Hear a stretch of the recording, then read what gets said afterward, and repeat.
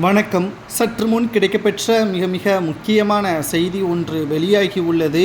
இரண்டாவது நாளாக எடப்பாடி பழனிசாமி அவர்களது மருமகன் வீட்டில் சோதனைகள் நடத்தப்பட்டு வருகின்ற மிகப்பெரிய ஒரு அதிர்ச்சியான தகவலும் வெளியாகி உள்ளது. எடப்பாடி பழனிசாமியின் பினாமிதான் எடப்பாடியின் மருமகனா என்ற ஒரு கேள்வியும் இதன் மூலமாக வருமான வரித்துறை அதிகாரிகள் தற்பொழுது கேள்விகளை எழுப்பியுள்ளார்கள். அல்ல பணமாக வந்து கொண்டிருக்கிறது. அதாவது நேற்று காலை 11:30 மணி அளவில் தொடங்கிய வருமான வரித்துறை அதிகாரிகள் கிட்டத்தட்ட இரண்டாவது நாளாக இந்த சோதனையும் நீடித்து கொண்டுதான் இருக்கிறது.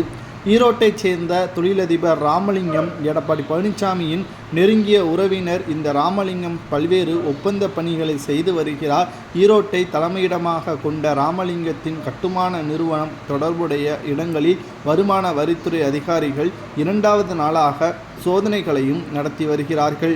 எடப்பாடி பழனிசாமியின் அக்கா மகன் வெற்றிவேல் தொடர்புடைய அலுவலகத்திலும் ரெய்டு நடைபெற்று கொண்டிருக்கிறது.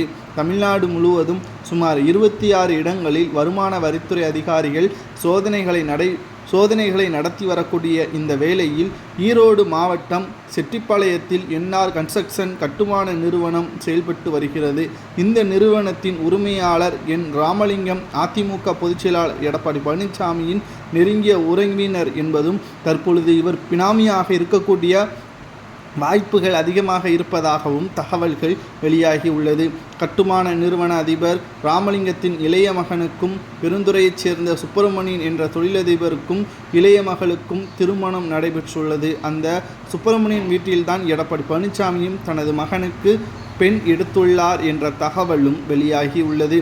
என்ஆர் கன்ஸ்ட்ரக்ஷன் நிறுவனத்தின் சென்னை, ஈரோடு, பெங்களூரு வீடுகள், அலுவலகங்கள் உள்ளிட்ட பல்வேறு இடங்களில் கோவையில் இருந்து வந்த வருமான வரித்துறை அதிகாரிகள் சோதனையில் ஈடுபட்டுள்ளனர்.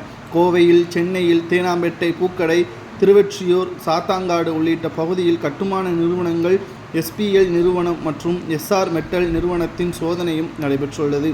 வரி ஏய்ப்பு புகாரின் அடிப்படையில் இந்த சோதனை நடைபெறுவதாக கூறப்படுகிறது.